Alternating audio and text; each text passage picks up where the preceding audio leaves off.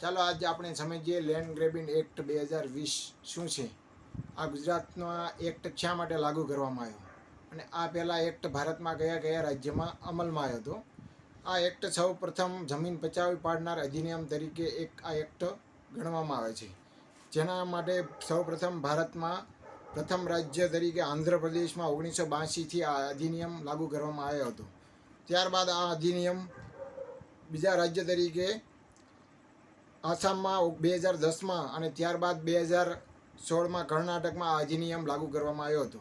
ત્યારબાદ 2020માં ગુજરાત સરકારે પણ આ અધિનિયમ લાવવાની ઉપર એક વિશેષ કાયદો બનાવવામાં આવ્યો, જે લેન્ડ ગ્રેબિંગ એક્ટ તરીકે ઓળખાય છે. આ એક્ટ માટે ભાડુઆત, મકાન માલિક તેમજ અન્ય જે ગેરકાયદેસર પ્રવૃત્તિ કરતા અસામાજિક તત્વો ઉપર એક મોટી અસરકારક અસર ઊભી કરનારો કાયદો બનાવવામાં આવેલો છે.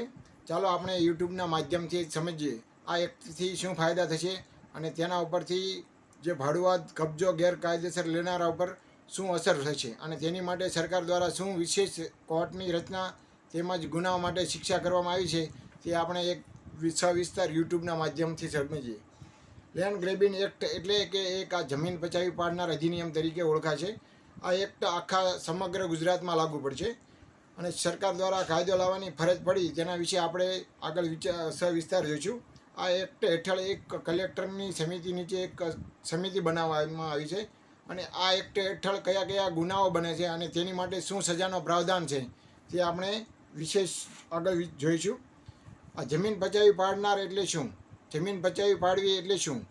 જમીન પચાવવા માટે કોઈ પણ ગેરકાયદેસર જમીન મિલકત ઉપર જમીન પચાવી પાડવી એટલે જમીન પચાવી પાડનાર વ્યક્તિ કે જે એવો ગેરકાયદેસર કોઈ પણ જમીન પર કબજો કરે અથવા એવી જમીન ઉપર અનઅધિકૃત બાંધકામ કરવા માટે એની રકમની સહાય કરે અથવા તો જમીનનો ભોગવટો કરનાર પાસેથી ગુનાહિત ધાક ધમકીથી ભાડું વસૂલ કરે અથવા ભાડું વસૂલ કરવાનો પ્રયત્ન કરે અથવા ભોગવટો કરવાનો પ્રયત્ન કરવાની આવી જમીન પચાવી પાડનાર તરીકેની વ્યાખ્યામાં ગણવામાં આવે છે. આ જમીન પચાવી પાડનાર વ્યક્તિઓનો સમૂહ અથવા મંડળો, એસોસિએશન અથવા કંપનીઓ, ધાર્મિક સંસ્થાઓ અથવા સખાવતી સંસ્થાઓ પણ આ એક્ટ હેઠળ સમાવેશ કરવામાં આવ્યો છે અને તેના ઉપર જણાવેલ તમામ ગેરકાયદેસર પ્રવૃત્તિઓમાં માલુમ પડશે તો કાયદેસરમાં તેની ગુનાહિત પ્રવૃત્તિ સબબ આગળની કાર્યવાહી કરવામાં આવશે. આ અધિનિયમ 16 સપ્ટેમ્બર 2020થી લાગુ કરવામાં આવ્યો છે અને આ તારીખ પછીથી જે કોઈ વ્યક્તિઓ, સંસ્થાઓ કે જે સમૂહો, મંડળો કે એસોસિએશન ગેરકાયદેસર ભોગવટો કરવાનો પ્રયત્ન કરે અથવા કે ભોગવટો ચાલુ રાખે તેવી કોઈ પણ વ્યક્તિ કે અગાઉ જણાવેલ સંસ્થાઓ, મંડળો, એસોસિએશનને અનધિકૃત આ અધિનિયમ હેઠળ ગુના માટે દોષિત ગણવામાં આવે છે. આ અધિનિયમ હેઠળ કોઈ પણ વ્યક્તિ, સંસ્થા, સમૂહો કે મંડળો જો આ ઉપરોક્ત આ જોગવાઈનું ઉલ્લંઘન કરે તેવું માલુમ પડશે તો તેવી વ્યક્તિને દોષિત ઠેરેથી ઓછામાં ઓછી 10 વર્ષ અને વધારેમાં વધારે 14 વર્ષની સજા કરવાનો આ એક્ટમાં પ્રાવધાન કરવામાં આવેલું છે અને તે સાથે જે આ કોઈ મિલકત પચાવી પાડનાર છે તેની જંત્રીની કિંમત સુધીનો નાણાકીય દંડ કરવામાં આવે છે અને તેવી રકમ દંડ કરે તેમની આગળથી વસૂલ કરવામાં આવે છે.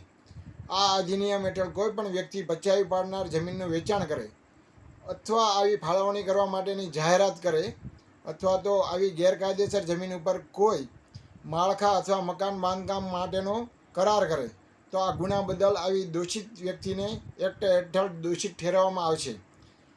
આ એક્ટ હેઠળ સજા તેને 10 વર્ષથી ઓછી નહીં અને 14 વર્ષ કરતાં વધારે નહીં અને આ સાથે તેને જે કોઈ જમીન ગેરકાયદેસર પ્રવૃત્તિ ઉપર તેને ભોગવટો કરાયેલ છે બિનજરૂરી ગેરકાયદેસર રીતે તેની જંત્રીની કિંમત તેની આગળથી વસૂલ કરવામાં આવશે. આ એક્ટમાં આવું પ્રાવધાન કરવામાં આવેલ છે જેથી જે કોઈ વ્યક્તિઓ કે પોતાની મિલકતો ભાડાપટ્ટે આપતા હોય કે ભાડે આપેલા મકાન હોય તેના ઉપર ગેરકાયદેસર જે પ્રવૃત્તિઓ અસામાજિક તત્વો કરી રહ્યા છે તેના આ એક્ટથી ચોક્કસ ફાયદો થશે અને એક જમીનનો કાયદેસર રીતે તેઓ ભાડુઆત આપી શકશે.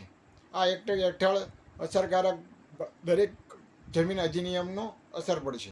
જમીન પચાવી પાડનાર અધિનિયમની ફરિયાદ કરવા માટે તમે સીધા જ ઘર બેઠા આઈઓરા એપ્લિકેશન અથવા તમે ગૂગલમાં સર્ચ કરીને આઈઓરા એપ્લિકેશનમાં ઓનલાઈન ફરિયાદ નોંધાવી શકો છો. તેમાં જરૂરી તમે વાદી અને પ્રતિવાદીનું નામ લખી અને જરૂરી અંદર તમારી વિગતો, ઘરનું નામ, એડ્રેસ, તમારી ડોક્યુમેન્ટ સપોર્ટિંગ, તે સાથે તમારા જે કોઈ ઓપ્શન લખવાના રિમાર્ક્સમાં તમે વધુ વિગતો દર્શાવી અને આ ઓનલાઈન એપ્લિકેશન રજીસ્ટર કરી શકો છો.